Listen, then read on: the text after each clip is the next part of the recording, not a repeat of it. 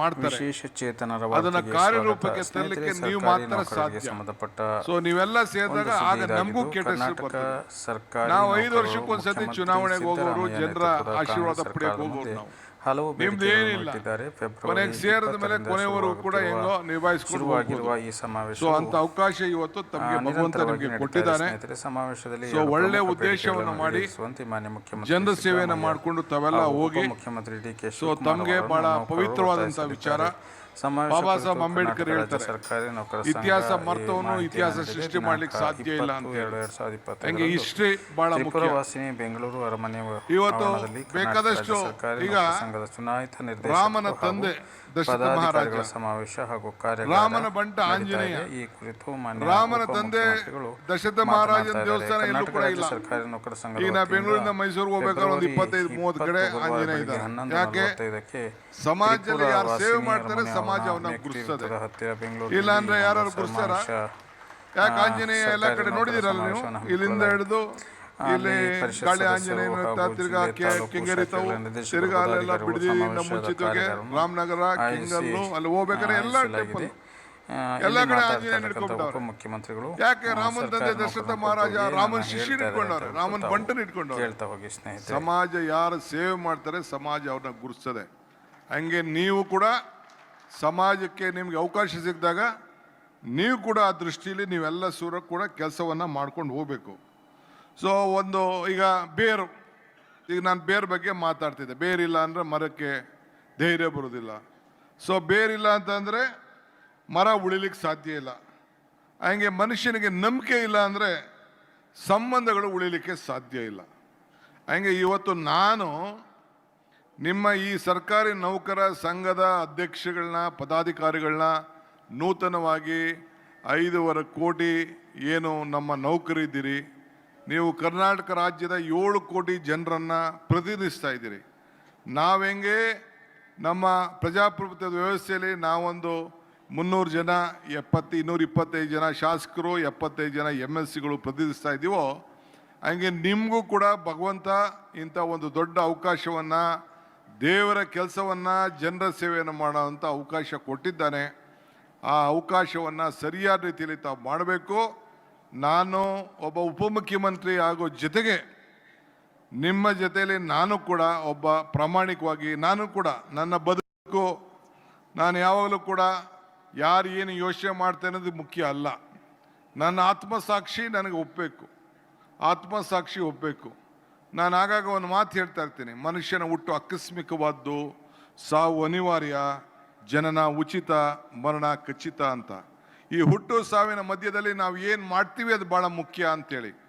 ಹಂಗೆ ಇವತ್ತು ನಾವು ನಮ್ಮ ಸಾವಿನ ಬದುಕಿನಲ್ಲಿ ನಿಮಗೆ ಸಿಕ್ಕಿದಂಥ ಅವಕಾಶದಲ್ಲಿ ನೀವು ಎಷ್ಟು ಜನರಿಗೆ ನಿಮ್ಮ ಪೆನ್ನು ಪೇಪರನ್ನು ಬಳಸಿದ್ರಿ ಒಳ್ಳೆ ಕೆಲಸಕ್ಕೆ ಅನ್ನೋದು ಭಾಳ ಮುಖ್ಯ. ಆ ದಿಟ್ಟಲ್ಲಿ ತಾವೆಲ್ಲ ಕೂಡ ಆಲೋಚನೆಯನ್ನು ಮಾಡಬೇಕು ಅಂತ ಈ ಸಂದರ್ಭದಲ್ಲಿ ಹೇಳಿ. ಸೊ ಒಂದು ದೊಡ್ಡ ರಥ, ಸರ್ಕಾರ ರಥ ಎಳಿಬೇಕಾದ್ರೆ ಸರ್ಕಾರ ನೌಕರು, ಆ ನೌಕರನ್ನ ಎಳಿಕೊಂಡು ಹೋಗ್ಬೇಕು. ಇಲ್ಲಾಂದರೆ ನಿಮ್ಮ ಚಕ್ರ, ನಮ್ಮ ರಥದ ಚಕ್ರ ನಿಂತೋಯ್ತು ಅಂದರೆ ಸರ್ಕಾರನೇ ನಿಂತೋಗ್ತದೆ ಅನ್ನೋದು ಕೂಡ ನನಗೆ ಅರಿವಿದೆ. ಬಟ್ ಇರೋದ್ರಲ್ಲಿ ನಾನು ಕಳೆದ 5 ವರ್ಷದಿಂದ ಸದ್ಯದಲ್ಲಿ ನಾನು ಗಮನಿಸ್ತಾ ಇದ್ದೇನೆ, ಸರ್ಕಾರ ಜೊತೆ ಯಾವಾಗಲೂ ಕೂಡ ಸಂಘರ್ಷವನ್ನು ಮಾಡಿಕೊಳ್ಳದೆ ನಿಮ್ಮ ಸಂಘಟನೆ ನೌಕರು ಭಾಳ ರಚನಾತ್ಮಕವಾಗಿ ತಾವೆಲ್ಲ ಕೂಡ ಕೆಲಸ ಮಾಡ್ತಾಯಿದ್ದೀರಿ. ನಮ್ಮ ಅಧ್ಯಕ್ಷರು ಕೂಡ ನಾನು ನೋಡ್ತಾ ಇದ್ದೆ, ಏನೋ ಪಟಾಕಿ ನೋಡಿದ್ರೆ ಎಲೆಕ್ಷನ್ ರೆಡಿ ಆದಂಗೆ ಕಾಣ್ತಾ ಇದೆ.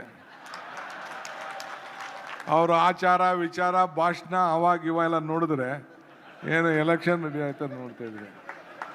ನೋಡೋಣ, ಒಂದು ಗಾಳಿ ಹಾಕಕ್ಕೆ ಪ್ರಯತ್ನ ಪಡ್ತೀನಿ ಮುಂದಕ್ಕೆ. ತಮಾಷೆಗೆ ಹೇಳ್ದೆ ಅಷ್ಟೇ, ಬೇಜಾರು ಮಾಡ್ಕೋಬೇಡಿ. ಪಬ್ಲಿಕ್ ಆಫೀಸು ಒಂದು ಪೊಸಿಷನ್, ಬರೀ ಒಂದು ಪೊಸಿಷನ್ ಅಲ್ಲ, ಇಟ್ ಈಸ್ ಅನ್ ಆಪರ್ಚುನಿಟಿ. ಒಳ್ಳೆ ಕೆಲಸ ಮಾಡಬೇಕು ಅನ್ನೋ ದೃಷ್ಟಿಯಿಂದ ಆ ಕೆಲಸನ ತಾವೆಲ್ಲ ಮಾಡಬೇಕು. ಸೊ ನೀವೊಂದು ಸರ್ಕಾರ ನೌಕರು ಅಂದರೆ ಶಾಶ್ವತವಾಗಿ ಜನರ ಸೇವೆ ಮಾಡೋಂಥ ಒಂದು ದೊಡ್ಡ ಅವಕಾಶ. ನೀವು ನೌಕರರು ಅಂದ್ಕೊಳಕ್ಕೆ ಹೋಗಬೇಡಿ, ನೀವೇನು ನೌಕರರಲ್ಲ. ನಿಮಗೆ ಭಗವಂತ ಕೊಟ್ಟಿರೋಂಥ ಜನಸೇವೆ ಮಾಡೋಂಥ ಒಂದು ಅವಕಾಶ, ಒಂದು ಹೃದಯ ಶ್ರೀಮಂತಿಕೆಯನ್ನು ಇವತ್ತು ತಾವು ಇದನ್ನು ಬಳಸ್ಕೊಳ್ಬೋದು. ಸೊ ಸರ್ಕಾರ ನೀವೇನು ನೌಕರಲ್ಲ. ನಾನು ಒಂದಿನ ಪ್ಯಾಂಗಾಂಗ್ ಹೋಗಿದ್ದೆ 1988ರಲ್ಲಿ ವರ್ಲ್ಡ್ ಯೂತ್ ಆ್ಯಂಡ್ ಫೆಸ್ಟಿವಲ್ಗೆ ಹೋಗಿದ್ದೆ.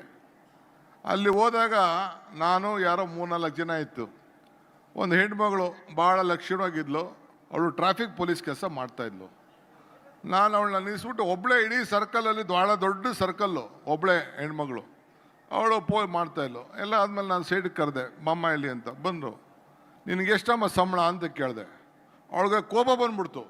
ಏನಿದು, I am not working for salary, I am working for the nation, I am serving the nation ಅಂತ ಹೇಳಿದೆ.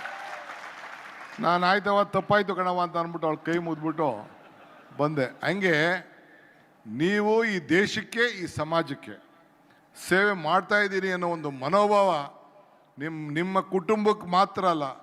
ಅವರು ಅಧ್ಯಕ್ಷರು ಒಂದು ಮಾತು ಹೇಳ್ತಾ ಇದ್ರು, ಪರೋಪಕಾರಾಯ ಫಲಂತಿ ವೃಕ್ಷ. ಬರೀ ಒಂದು ಅದೇನೋ ನಾವು ಬದುಕಿರೋದೆಲ್ಲ ಬೇರೆಯವ್ರಿಗೆ ಅಂತ ಒಂದೇನೋ ಒಂದು ಮಾತು ಹೇಳಿದ್ರು. ಅದು ಹಂಗಲ್ಲ. ಅದು ಪರೋಪಕಾರಾಯ ಫಲಂತಿ ವೃಕ್ಷಾಯ, ಪರೋಪಕಾರಾಯ ವಹಂತಿ ನದ್ಯಾಯ, ಪರೋಪಕಾರಾಯ ದುಹಂತಿ ಗಾವ. ಅಂದರೆ ಪರೋಪಕಾರ ಅಂದರೆ ಈ ಮರ ಇದೆಯಲ್ಲ, ಈ ಮರ ಇರೋದು ತನ್ನ ಸ್ವಂತಕ್ಕೇನು ಅಲ್ವಂತೆ. ಸೌದೆ ಕೊಡೋಕ್ಕೆ, ಹಣ್ಣು ಕೊಡೋಕ್ಕೆ, ನೆರಳು ಕೊಡೋಕ್ಕೆ ಇದು ಉಪಯೋಗಕ್ಕಂತೆ ಈ ವೃಕ್ಷ. ಹಂಗೆ ಈ ಹಸು ಇದೆಯಲ್ಲ, ಅದು ಸ್ವಂತಕ್ಕೇನು ಇಲ್ವಂತೆ. ಹಾಲು ಕೊಡೋದಕ್ಕೆ, ಸಗಣಿ ಕೊಡೋದಕ್ಕೆ, ಗಂಜಲ ಕೊಡೋಕ್ಕೆ, ಹೊಲ ಉಳ್ಳೋಕ್ಕೆ ಆ ಹಸು ಇದೆಯಂತೆ. ಹಸು ಇರಲಿ, ದನ ಇರಲಿ. ಹಂಗೆ ಈ ನದಿ ಇದೆಯಲ್ಲ, ಈ ನದಿಗೂ ಸ್ವಂತಕ್ಕೇನು ಪ್ರಯೋಜನ ಅಂತೆ. ನೀರು ಕೊಡೋಕ್ಕೆ, ಜನರಿಗೆ ನೀರು ಕೊಡೋಕ್ಕೆ, ಕುಡಿಯೋ ನೀರು ಕೊಡೋಕ್ಕೆ, ಹಕ್ಕಿಗಳ ನೀರು ಕೊಡೋಕ್ಕೆ, ಭೂಮಿ ತನು ಮಾಡೋಕ್ಕೆ ಆ ನದಿ ಹರಿತಾ ಇರ್ತದೆ. ಹಂಗೆ ಈ ದೇಹ ಇದೆಯಲ್ಲ, ಪರೋಪಕಾರಾಯ ಫಲಂತಿ ವೃಕ್ಷಾಯ, ಪರೋಪಕಾರಾಯ ವಹಂತಿ ನದ್ಯಾಯ, ಪರೋಪಕಾರೇ ದುಹಂತಿ ಗಾವ್, ಪರೋಪಕಾರೇ ಇದಂ ಶರೀರಂ ಅಂತ. ಈ ಶರೀರ ಇರೋದೇ ಬೇರೆಯವ್ರಿಗೋಸ್ಕರ ಅಂತೆ, ಬೇರೆಯವ್ರಿಗಲ್ಲ. ಈಗ ನಮಗೀಗ ನೀವು ಸಂಬಳ ತೊಗೋತಾ ಇದ್ದೀರಪ್ಪ, 50,000, 60,000, 70,000 ಬರ್ತೈತೆ ನಿಮಗೆ. ನೀವು ಎಷ್ಟು ತಿಂತೀರ್ರಿ? ಏನು 150-200 ರೂಪಾಯಿ ಒಂದು ಡೇಗೆ ಮುಗಿದೈತೆ ನಿಮ್ಮ ಕತೆ ಎಲ್ಲ. ಎಷ್ಟು ಖರ್ಚಾಯಿತು? ಈಗ ನಾವು 10 kg ಅಕ್ಕಿ ಕೊಡ್ತೀವಿ. 10 kg ಅಕ್ಕಿಲೇ ಒಬ್ಬಂಗೆ 4-5 kgಲೇ ಮುಗಿದೋಯ್ತದೆ.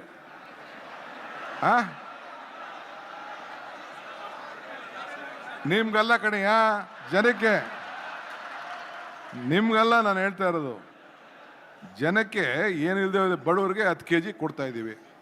10 kgನೇ ಸಾಕು ಅಂತ ಹೇಳ್ತಾರೆ. 6-7 kgಲೇ ನಮ್ಮದು ಕುಟುಂಬ ನಡೀತದೆ ಅಂತ ಕೆಲವರು ಹೇಳ್ತಾರೆ. ಬೇರೆ ಬೇರೆ ಎಲ್ಲ ರಾಗಿ, ಜೋಳ, ಪಾಳ ಹೆಂಗೆ ಮಾಡ್ಕೊಂಡು ಮ್ಯಾನೇಜ್ ಮಾಡ್ಕೋತಾರೆ. ಹಂಗೆ ಅವ್ರದ್ದೆಲ್ಲ ನಡೀತದೆ. ಇನ್ನೆಷ್ಟು ಬಟ್ಟೆ ಹಾಕೊಳಕ್ಕೆ ಸಾಧ್ಯ? ನೀವು ಟೈಲರು ನೀವೇ ಹೋಗ್ಕೋತೀರಿ, ಇಲ್ಲ ಟೈಲರ್ ಇದನ್ನು ಡೋಬಿ ಕೊಡ್ತೀವಿ ಅಲ್ಲ, ಎಲ್ಲ ನಿಮ್ದೆಲ್ಲ ಕೊನೆಗೆ ಹೆಚ್ಚು ಕಮ್ಮಿ ಆದರೆ ಒಂದು 10-15 ಸಾವಿರದಲ್ಲಿ ನಿಮ್ಮ ವೈಯಕ್ತಿಕವಾದ ಒಂದು ಬದುಕು ಮುಗಿದೋಗ್ತದೆ. ಮಿಕ್ಕಿದ್ದು ಯಾರಿಗೋಸ್ಕರ ಮಾಡ್ತೀರಿ? ಬೇರೆಯವ್ರಿಗೋಸ್ಕರ ಮಾಡ್ತೀರಿ. ನಿಮ್ಮ ಸ್ವಂತ ನಿಮ್ಮ ಮಕ್ಕಳಿಗೋಸ್ಕರ ಮಾಡ್ತೀರಿ, ನಿಮ್ಮ ತಂದೆ ತಾಯಿಗೋಸ್ಕರ ಮಾಡ್ತೀರಿ, ನಿಮ್ಮ ನೆಂಟರಿಗೋಸ್ಕರ ಮಾಡ್ತೀವಿ, ಪ್ರವಾಸ